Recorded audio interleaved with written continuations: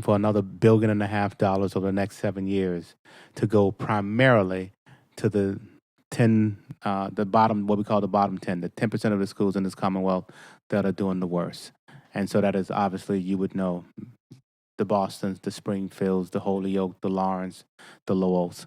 And we're looking for something called the Student Opportunity Act to be fully funded, is what we called it.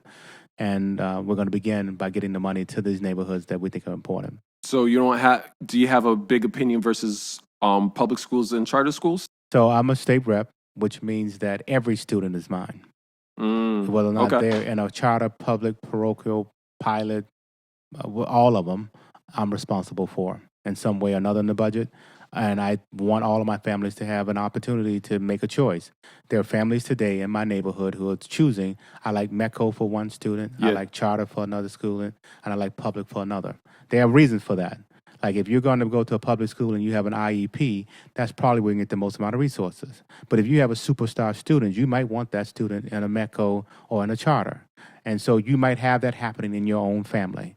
And so I don't pull any of these families apart because some of them are literally making that decision for each one of their children. But don't we think, though, there's an issue? Think about it, right? Statistics show how METCO kids are graduating college at a higher rate. No, they're not. I think I could pull out the research. So I can tell you when I came in, I demanded that METCO give me the numbers. They were not giving us the numbers before. So yes, they are graduating at a higher rate, but not the rate that I think is worth pulling my kids out of their neighborhoods every single day. Here's what I mean. If I had that parent that is going out to Weston, going out to Wellesley and all these other places, spending all of that time dedicated to their kids in my own BPS system, my BPS system would be better. Because so much of the effort is the parent. So you're creaming. You're taking my best students. You're taking my best parents. When I say best, meaning most involved, not everyone is equal. You're taking the students that are most involved and you're taking them out to another system. Pull that student back into my own school system that will then encourage the other students in my school system to do better.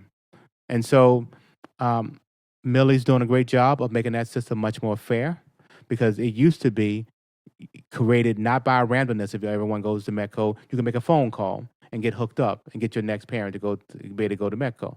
That was also the creaming of you would then take the more affluent black kids instead of the poor black kids. Okay, but you don't think there's an issue that education's based off a waiting list? No, I'm saying to you, what we have to do is make a great school in every neighborhood. And I can tell you, I know we'll probably run out of time, but when we went through this process for the public school, we used my address, 80 Goodale Road, put it into their system and said, this is what I have for opportunities in my school district. This is unacceptable. I want better schools in my neighborhood. Okay, I know I'm big on the education, so I get no problem. It's a good one. Let me pull up the next video. If you are hoping to connect with us, then check us out online at www.newshinestudios.com.